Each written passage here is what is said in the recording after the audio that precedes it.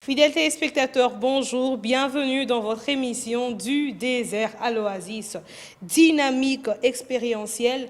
Tel est notre thème de ce jour. Nous sommes toujours dans la rangée de la dynamique transformationnelle dont nous avons parlé, qui nous emmène, qui est un contexte, un environnement ou encore des éléments qui nous emmènent à vivre la transformation de manière quotidienne à l'image de Christ. Parce que vous savez que nous sommes transformés tous les jours et quotidiennement à l'image de Christ. Et tous les jours, nous continuons à apprendre. Alors, dans cette dynamique, nous rappelons que nous avons eu à citer ou à classer 4 dimensions qui nous emmènent à vivre cette transformation. Il y a la dimension spirituelle dont nous avions parlé. Il y a aussi la dimension relationnelle dont nous avons parlé la fois dernière. Et aujourd'hui, nous parlons avec vous de la dimension expérientielle qui sera suivie, bien sûr, par la suite de la dimension instructionnelle. Nous avons choisi de les appeler dynamiques. Et donc, je suis avec l'évangéliste Kiswangi. Bonjour. Salut Madame Jemima, et j'aime bien la compagnie de nos téléspectateurs quand ils sont assis devant le petit écran. Nous vous saluons. Nous vous saluons, chers téléspectateurs, même vous qui allez nous suivre dans vos téléphones au travers de notre chaîne YouTube, African Enterprise RDC. Que Dieu vous bénisse. Alors, évangéliste, qu'est-ce que nous pouvons entendre? Qu'est-ce que nos téléspectateurs peuvent comprendre par la dynamique expérientielle? Formidable. Déjà, la dynamique, je dois revenir pour dire, la dynamique est la force. Vous voyez cette petite force comme un policier sur la route, policier de roulage sur la route, mais qui voit un gros véhicule qui arrive. Il suffit seulement de soulever son petit bâton, peu importe le poids de ces véhicules, il s'arrête. Et donc la dynamique, c'est cette petite force-là que tu as au-dedans de toi-même, mais qui peut te permettre, qui peut t'accorder cette motivation, cette puissance d'accéder à une transformation dans une dimension spirituelle, dans une dimension relationnelle et aujourd'hui dans une dimension expérientielle. Et donc la dynamique expérientielle, cette force, cet environnement dans lequel tes connaissances sont éprouvées, tes connaissances sont testées, en réalité, est dynamique expérientielle. Cette expérience non entendue, cette expérience auquel tu n'étais pas habitué. Et il faut vite dire ici, à l'école, quand nous allons faire les stages, on nous demande de reproduire la leçon telle que nous l'avons préparée à l'école. L'enseignant et les autres essayent de regarder est-ce que nous prononçons les mots qu'il fallait prononcer, est-ce que nous avons suivi les étapes. Quand tout est bien suivi, c'était une leçon expérimentale. Et donc, qui est expérimental est différent des expérientiels. Et expérientiel lorsque la théorie rencontre une réalité sur terrain et laquelle réalité nécessite la créativité, l'ingéniosité ou nécessite que les nerfs de quelqu'un réfléchissent rapidement pour trouver une solution du néant, mais trouver une solution. Et c'est de cette dynamique que nous appelons dynamique expérientielle, où les théories apprises par moments sont déphasées avec la réalité sur terrain, et d'où il nous faut une force, il nous faut un environnement qui te permette d'essayer et d'arriver à une solution. De telles solutions sont appelées des solutions expérientielles. Et donc c'est un environnement, selon moi, qui sera intentionnellement prévu par celui qui forme pour permettre aux formés, donc ce qu'on appelle le leader émergent, pour permettre aux formés d'apprendre sur le tas. Ça, c'est formidable. Oui, exactement, c'est maintenant dans le contexte de l'oasis de l'éducation où il y a un éducateur ou, en d'autres termes, un guide de l'apprentissage et un apprenant, de telle sorte que, ici, de manière très intentionnelle, très ciblée, celui qui conduit l'autre à apprendre donne des tâches, mais des tâches avec une dimension des défis un peu dépassant la capacité naturelle de l'apprenant. Et donc, quand l'apprenant essaye d'atteindre, l'exemple très simple, lorsqu'un parent essaye de montrer à l'enfant comment il faut marcher, l'enfant va marcher, il tombe, il va marcher, il tombe. Mais papa ou maman va donner juste l'espace de 2 cm, et puis après, au fur et à mesure, il accroît cet espace. Aussi, l'enfant à qui on veut qu'il grandisse en taille, on va essayer de lui donner des objets à tenir, et on essaye d'avancer plus près de ses mains et on s'éloigne. Donc, donner des défis un peu dépassant la capacité naturelle de l'apprenant donne à l'apprenant la capacité d'avoir des expériences non expérimentées avant, des contextes dans lesquels il découvre des réalités qui sont en déphasage avec des théories apprises. C'est là, par exemple, où nous voyons l'exemple de Pierre qui avait l'expérience de la pêche. Vous voyez, l'expérience, Pierre avait ça. Il savait si tu jettes les filets à gauche, tu auras des poissons, par expérience. Tu les jettes le matin, tu as des poissons, par expérience. Mais Jésus arrive, il trouve Pierre très déçu un matin. Mais j'ai fait tout ce que j'ai appris à l'école. La nuit. J'ai eu les diplômes en pêche. Mais toute la nuit, alors toute. Et Jésus dit non. Maintenant, avance un peu dans les profondeurs et jette tes filets de l'autre côté. Vous voyez un peu, l'expérience a échoué. Et il faut une expérience non expérimentée avant, un contexte tout nouveau. Et c'est là qu'il va s'étonner. Il dit, il attrape des poissons, en tout cas, qui dépassaient le nombre de ce qu'il pouvait compter. En dépit de son expérience, toute la nuit, il n'a pas pu. Mais il va jeter les filets à la demande de Jésus. Il fait un geste qui dépasse un peu sa théorie, son expérience de tous les jours. Et voilà, la dynamique expérientielle marche. Et quelles sont les caractéristiques de cette dynamique expérientielle? D'abord, il y a ce que l'apprenant trouvera comme quelque chose du « wow », quelque chose qui n'a pas été prévisible, une solution à laquelle je ne pouvais pas imaginer avant. Tu as vu, c'est pourquoi j'aime bien nos aïeux. Dans la chasse, ils n'avaient pas des allumettes. Ils n'avaient pas les feux autrement que d'utiliser la pierre en y frottant un métal et ils attrapaient les feux. Mais la personne qui a fait ça avant, il a fait sans expérience d'aucune autre leçon apprise ou que ce soit. Et ça, c'est une dynamique expérientielle. Donc, elle a cette nature-là de quelque chose d'imprévisible. Un chauffeur a appris toutes les techniques pour conduire son véhicule. Mais il se trouve dans un embouteillage monstre. Il ne sait pas qu'est-ce qu'il faut faire. Alors, il faut soit glisser un peu, tu grattes tout le monde, soit il faut faire le code de la route et prendre nécessairement la ligne droite et tu vas te faire écraser. La dynamique expérientielle va donner à ces chauffeurs une expérience imprévisible de faire une toute petite manœuvre. Il fait sortir le véhicule sans se faire gratter. Ça s'appelle un caractère imprévisible dans la dynamique expérientielle. Il y a aussi un élément ou un facteur toujours présent dans la dynamique expérientielle. C'est la pression. Il y a de certaines sociétés, quand ils vous engagent, ils vous disent vous devez signer dans votre demande d'emploi que vous serez capable de travailler sous pression. Et vous êtes caméraman, comme mon frère Péniel. Il est là devant la caméra, c'est la chose qu'il a apprise. On lui a dit il doit s'asseoir comme ceci ou comme cela. Mais tout d'un coup, plaf, un élément arrive, perturbe la prise des images. Alors, il va réfléchir comment associer les images qu'il avait déjà prises et les vides qu'il s'est créés. Il va trouver un élément, mais avant de trouver cet élément-là, son directeur, réalisateur, est très fâché parce que dans quelques minutes, le journal doit passer. Et s'il trouve un élément, un petit truc, plaf, mais il la trouve avec la pression. Vous voyez, la pression est souvent l'élément, est souvent une pression mentale.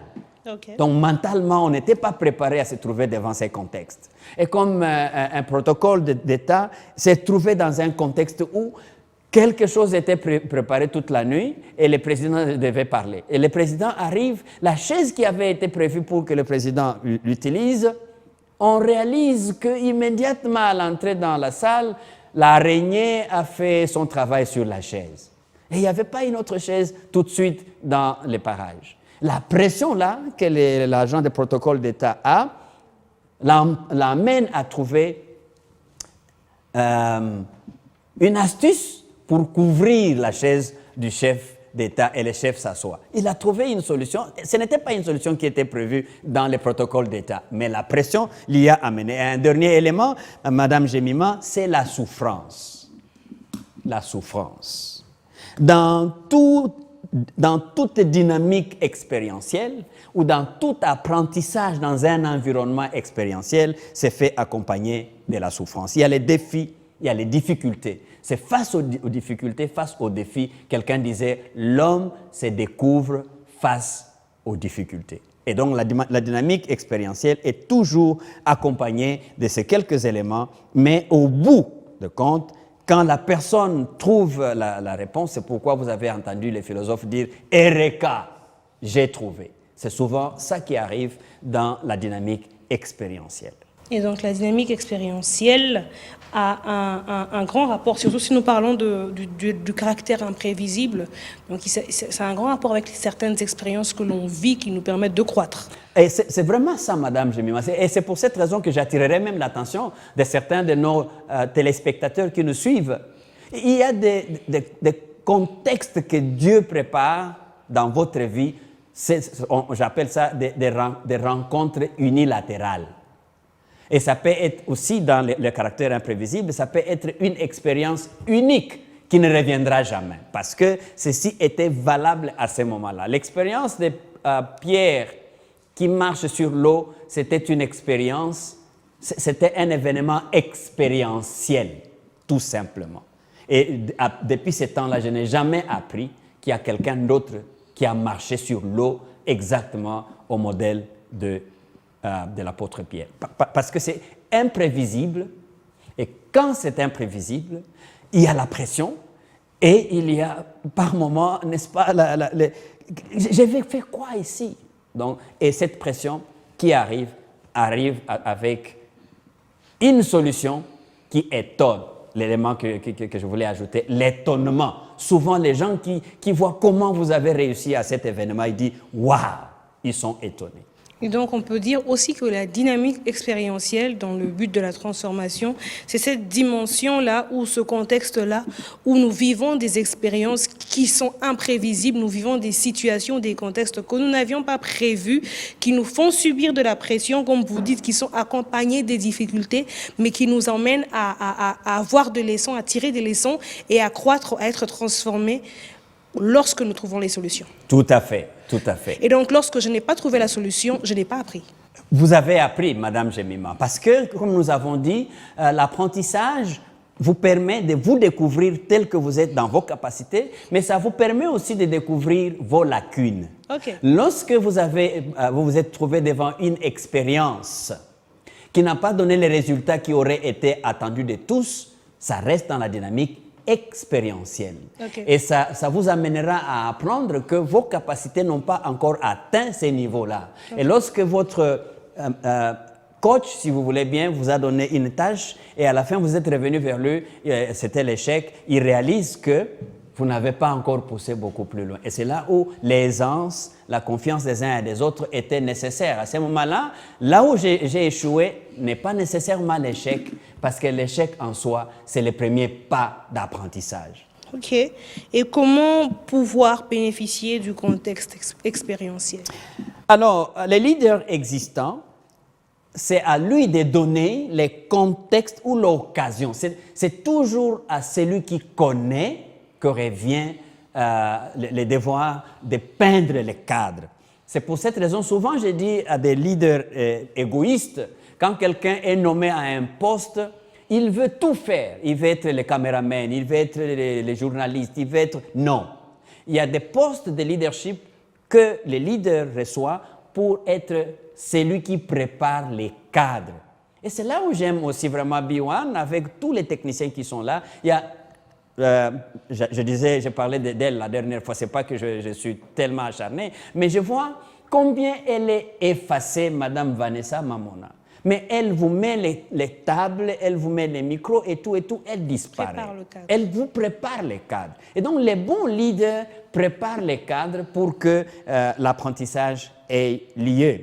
Mais aussi, les bons leaders permettent que les autres commettent des erreurs. Et Jésus était un bel exemple là-dessus. Il permet que ses disciples apprennent, mais en commettant des erreurs. Vous voyez, à l'école de Jésus, ils ont tout appris, toutes les théories. Mais la dynamique expérientielle arrive quand il les envoie 2 à 2. Et quand ils envoient, il dit, ah, maître, tu ne nous as pas dit qu'il y aura des gens qui vont nous résister. Nous avons même trouvé ceux qui voulaient faire ceci, nous leur avons dit, arrêtez, ne faites plus ceci. Mais nous ne savions même pas qu'on allait trouver des gens qui pouvaient faire comme nous. Comment ceci est possible? Ah, le maître dit, vous voyez, ça me donne l'occasion de vous enseigner un principe. Vous avez vu des gens qui vous ont résisté ou qui avaient la même façon de dire les choses alors que ce n'étaient pas des gens qui étaient avec vous et vous les avez chassés ou vous les avez grondés. Vous savez, là, ce que vous avez fait là, vous n'avez pas accepté de l'espace pour les autres. Il faut leur permettre de faire le travail. Je suis en train de paraphraser, mais de dire qu'il faut donner l'occasion à l'erreur. Il n'y a pas d'apprentissage sans erreur. Et aussi, Madame Jemima, il faudra que celui qui confie des responsabilités les fasse en temps réel. Tu vois, il faut donner des responsabilités, mais en temps réel. Qu'est-ce que c'est? Il ne faut jamais demander à quelqu'un à qui vous voulez apprendre la manipulation de la caméra sans jamais lui donner l'occasion de se tenir effectivement devant la caméra et de fixer l'image telle que cela doit se faire. Aussi, ne jamais craindre de perdre des tâches sous pression. Il y a des gens qui se disent « Ah non, si je fais ça, on me demande d'essayer ça, je risque de perdre mon honneur, je risque de perdre telle ou telle chose, je risque de casser. » Qui ne risque rien n'a rien. Donc, il faut que celui qui conduit l'autre se mette dans la disposition que dans les processus d'apprentissage, les erreurs peuvent être là parce que aussi il y a même un adage pédagogique qui dit learning by doing, où on apprend en exécutant. C'est quand on exécute qu'il y a possibilité de faire des erreurs, et donc les erreurs font partie, comme l'échec, tout à l'heure je l'avais dit, font partie des éléments ou des facteurs d'apprentissage dans cette dynamique expérientielle. Et existe-t-il une différence entre la dynamique expérientielle et l'expérience dans l'exercice de son appel? Formidable. Oui, Madame Jemima. Il y a une grande différence entre la dynamique expérientielle et l'expérience dans son métier ou dans sa profession ou dans sa compétence. Je venais de faire allusion à ça. À l'école, on nous apprend toutes les théories possibles pour s'exprimer en public. Plus on nous apprend, et chaque matin on répète, en pédagogie on dit que l'expérience, la répétition c'est la mère de la science. Et l'expérience amène à une permanence de la chose. C'est-à-dire l'expérience ou la répétition dans l'exécution de son appel, c'est le nombre de fois que tu répètes la même chose pour que cette chose-là devienne permanente dans ton système. Tandis que la dynamique expérientielle, c'est ces contextes-là dans lesquels, comme nous l'avons dit plus haut, où il y a l'imprévisible, où il y a la chose que tu n'auras pas absolument préparée d'avance. Vous voyez, alors que l'expérience, tu l'acquiers tout en multipliant la même chose plusieurs fois.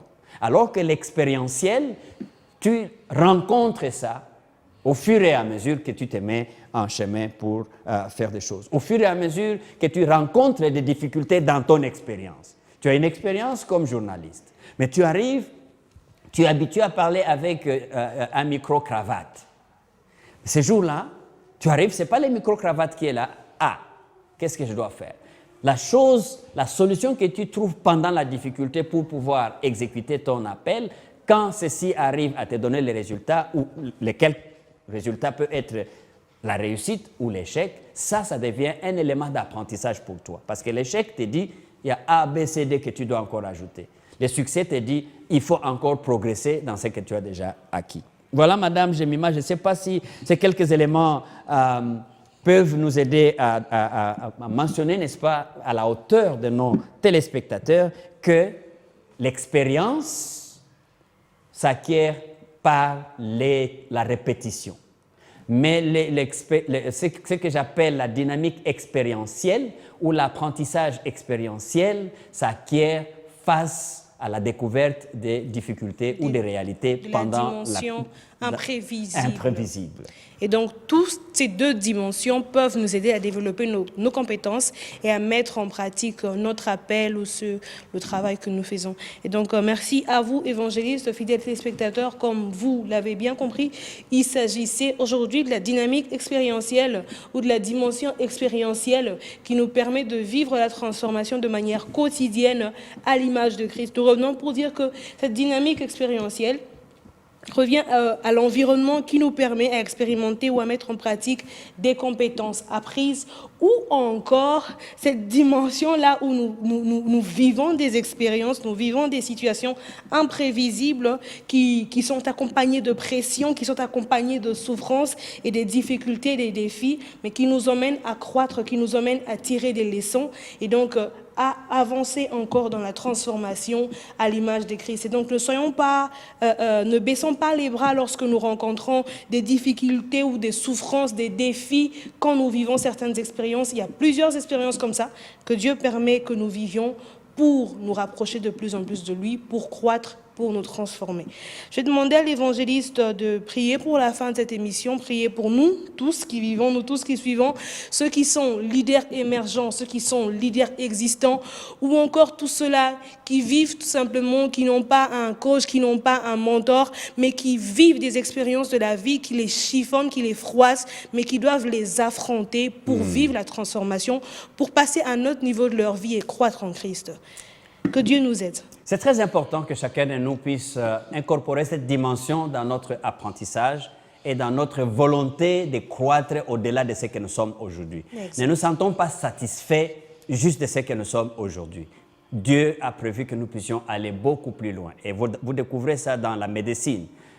Tous ceux qui sont des médecins stagiaires, par exemple, ils apprennent à l'école beaucoup de choses, mais quand ils vont dans les hôpitaux, ils découvrent, et des fois même découvrent des symptômes ou des maladies qui n'ont jamais existé avant. Exact. Et ceci devient un apprentissage expérientiel. Exact. Et donc, ne donnons jamais non plus des tâches beaucoup plus lourdes et incontournables à ceux à qui nous voulons apprendre ou ouvrir un cadre d'apprentissage. C'est pourquoi dans la Bible, Dieu lui-même dit qu'il n'y aura pas de tentation qui soit au-delà de votre capacité. Il n'y aura pas des épreuves qu'on vous donne qui soient au-delà de vos capacités. Mais quand ceci est arrivé, Dieu pourvoira des moyens pour que vous puissiez vous en sortir si il ne peut pas vous donner la capacité de réaliser ça en tant que tel.